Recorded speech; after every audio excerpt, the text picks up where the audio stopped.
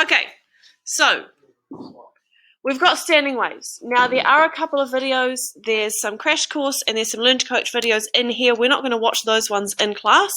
There, if you want extra, we do have a couple of videos, don't you worry. Okay, but they're just going over the topic again in a slightly different way. Okay, so what we're looking at is a really particular form of wave that can occur in certain circumstances. Okay, so we've sort of looked at them before last year when we did the slinkies and when we did the wave pulse stuff, and we had our slinky with the pulse going from one end to the other, and then it reflected and it came back. And if you kept sending pulses down and you timed them right and you had the same frequency each time, you ended up with a standing wave.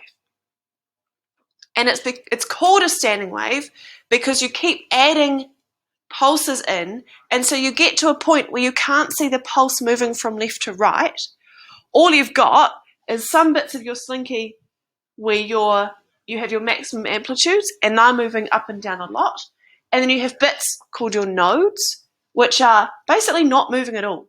And so it looks like it's just moving up and down, back and forth, rather than along that slinky as we know them actually to be. This is why they're called a standing wave, right? That it looks like the wave isn't actually moving anywhere. It's not moving left to right. Okay? But it is just an illusion. All of our pulses are moving down our string or our slinky or whatever we've got. So overall, there's no net energy being transferred from the left end to the right end, because the same amount of energy that goes left to right is going right to left. Okay? So the net energy transfer from one end to the other is zero. Okay? Because whatever's going left to right is cancelled out by whatever's going right to left. Okay? So when we talked about, this is an interference pattern, right? When we talked about interference pattern in terms of our 2-point interference, we had nodal and antinodal lines. And we said if we walked down a nodal line, we wouldn't hear any sound, we wouldn't see any light, etc., etc. Okay. We have the same features in terms of nodes and antinodes in a standing wave as well. So a node in a standing wave is that bit where the slinky isn't moving at all, where the wave is not moving at all. Okay, and essentially we're getting sort of destructive interference at that point. Okay, and we have a wave amplitude of 0. So it can happen throughout the wave. So we're getting it 1, 2, 3 times in this particular one. Okay, plus at the ends. So those ends are fixed ends. That's what you have on any stringed instrument, a guitar, a violin, a piano. All of those kinds of things are fixed end systems. And because the strings are fixed, right? Those ends cannot move. That's what fixed means. And so those ends must always be nodes, right? They cannot physically move, so they must always be nodes. So if they are totally out of phase, 180 degrees, right, then absolutely it would be totally level. And we would see the node. We would see that kind of flat bit, right? Yeah, absolutely. Absolutely. Okay. So that's our nodes. Nothing is happening. It's not moving. We have an amplitude of 0. They can occur throughout our system, but they absolutely must occur at a fixed end. Okay. The other version is our antinode, right? That's our opposite. Okay. Where the wave amplitude is at its maximum. Whatever that maximum is, it's happening there. All right. So most of our standing waves that we look at, in fact, all of them that we look at, are the transverse type. So remember from last year we had transverse and longitudinal. Transverse is our kind of wiggly one where it's going up and down. The amplitude is up and down. That longitudinal one, we had those periods or those areas of compression where it was all squished together, and rarefaction where it was really stretched apart. Okay, so we can technically create a standing wave that is longitudinal. It is much more difficult to do with the stuff we have, okay? And we very rarely get those with the musical stuff that we do. So we're mostly looking at the transverse wave, okay? Now, remember the definition of a wavelength. Okay, we're going to start at one point and we've got to end at an identical point in terms of amplitude, direction, everything. Okay, so we can measure from a peak to a peak, fine, or a trough to a trough, fine. When we're measuring from equilibrium, all right, if this equilibrium right on the left here, okay, is sort of going upwards, we cannot stop at this equilibrium because it is going down. Okay, we must get to that next equilibrium that is also on an upwards trajectory. Okay, so with that in mind, the distance between any two nodes must be half a wavelength, right? So each sort of bubble there, each sort of pocket is half a wavelength. Okay, and that becomes important later on in terms of working out the different harmonics and overtones that we can get in our system. Okay, so like we said before, a node is always occurring at a fixed end or a closed end. Okay, and we have an antinode always occurring at an open end. Okay, so the easiest way we can create a standing wave is to have a string or a slinky of some description with two fixed ends. Okay, and then by changing the frequency that we send those pulses down, we can change what our wave looks like, and so therefore we would be changing the pitch of our sound. Okay. So here's our longitudinal one, right? This is what we get when we do percussion-y stuff. So tambourine, triangle, drums, any of those kinds of ones create longitudinal waves. Okay, much more difficult to see. Okay, but they do exist. Okay, so tuning forks, which we will have a look at tomorrow. Okay, tuning forks create longitudinal waves. Okay, and this is where we have those air particles vibrating. Okay, and we get those areas of compression and rarefaction. Okay, so the rarefaction is that one where they're really stretched out. Okay, so technically, in theory, we can produce every single frequency. It's a continuous spectrum. We can have 57.2 hertz, right? In reality, though, instruments have fixed lengths, particularly the wind instruments. Okay, so that's flute, clarinet, all of those ones, right? So you can only create certain frequencies within that space. You couldn't create that 57.2 necessarily. Okay, you might be able to create 57, but not 57.2. And that is because we have this thing called a resonant frequency. And what we'll look at is it's about how many wavelengths can we fit in to our pipe or our string that makes sure that at a closed end we have a node, right? We have that zero amplitude, and at an open end we have that antinode. Okay, because an antinode is right when our peak and trough happen. Okay, we can't be sort of a quarter of the way up, right? So we have that resonant frequency, and we talked about that a little bit in mechanics as well. Okay, so pretty much all of our musical instruments are either some sort of string stretched across something, okay, or we've got sort of columns of air. So we've got string in terms of violin, viola, cello, all of those kinds of ones, piano, guitar, that side, or we have our column of air, which is our woodwind, our brass, any of those ones. Okay, so any of our stringed instruments have two closed ends, and we talked about that before. The fact that the strings physically cannot move at those closed ends, okay, means that they must have a node. All right. In contrast, our wind instruments or our brass, those ones with columns of air in them, can either be one open end and one closed end, or both open end. So if you have one closed end at one end and the other as an open end, we have one node and one antinode. And if they are both open, we have an antinode at each end.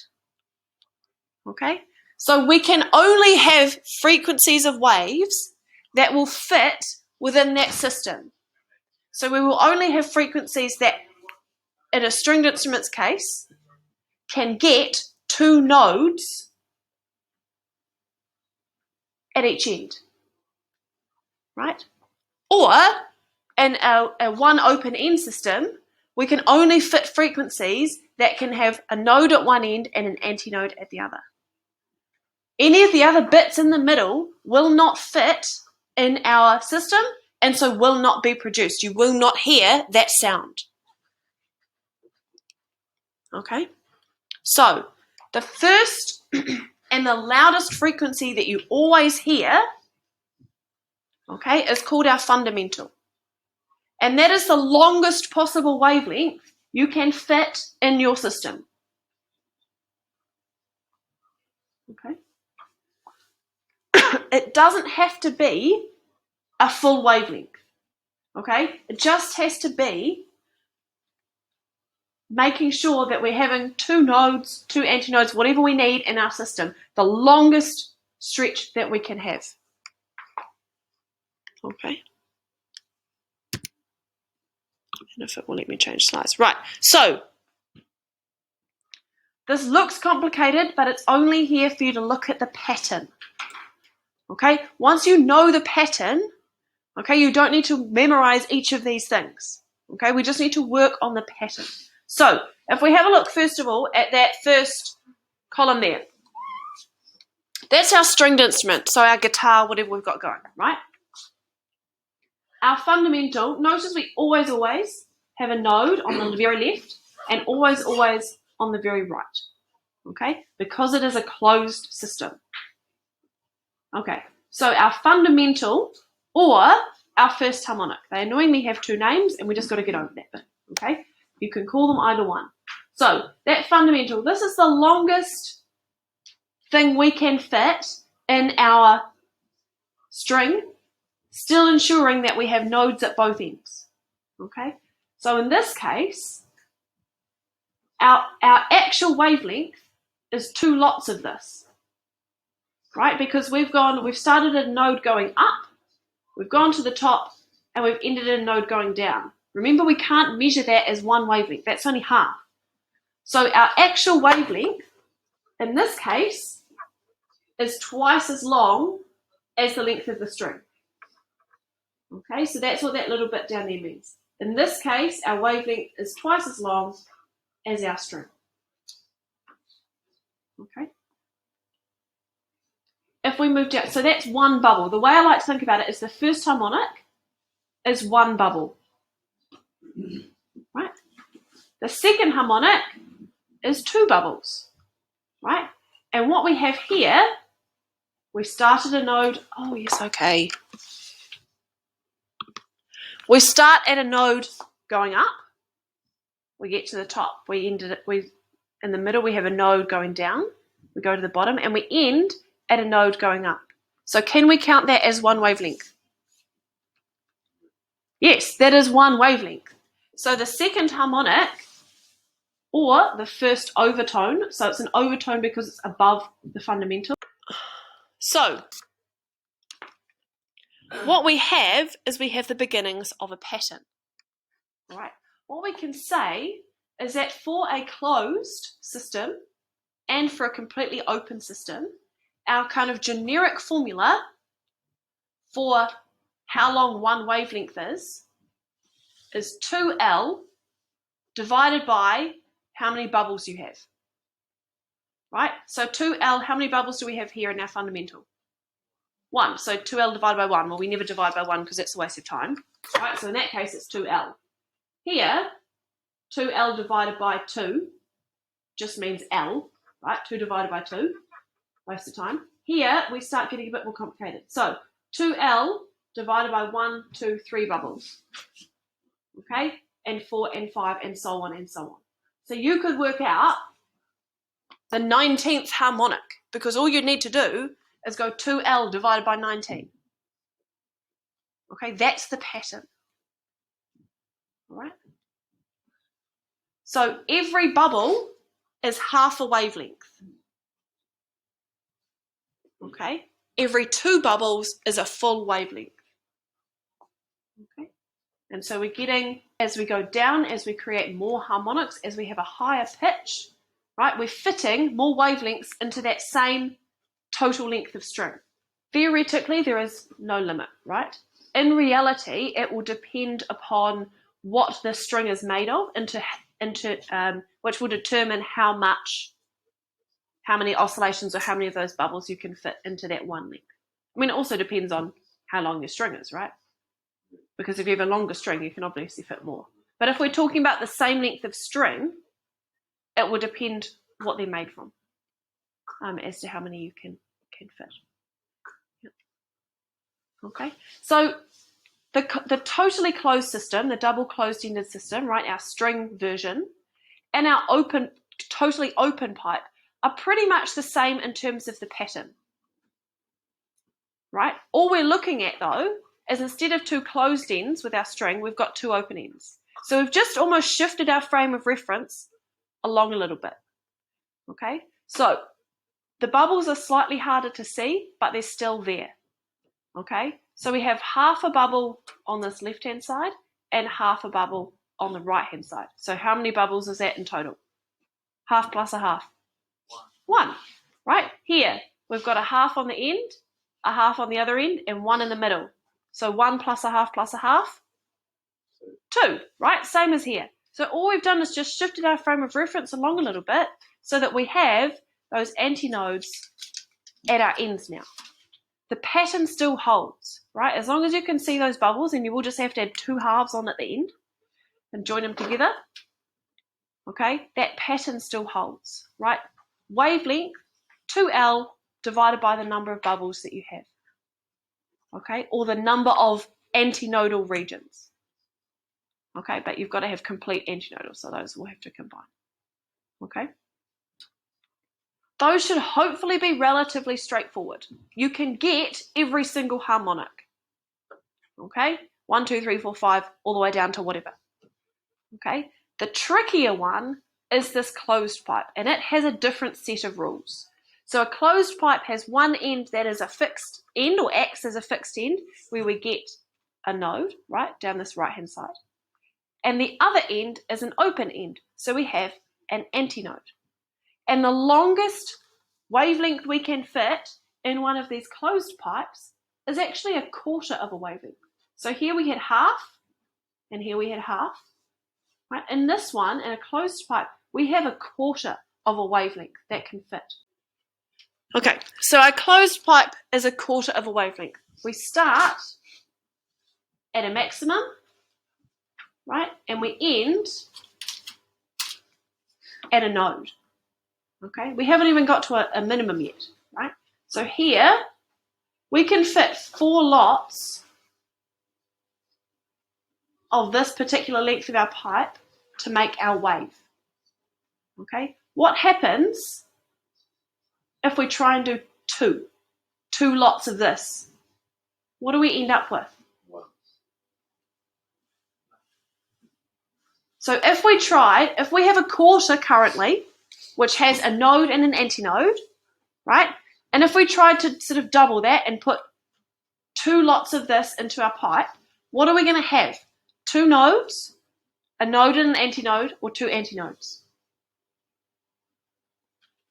If you copy this and flip it onto the other side, depending on which way you copy it, you either end up with 2 nodes or 2 antinodes. Is that physically possible in that pipe?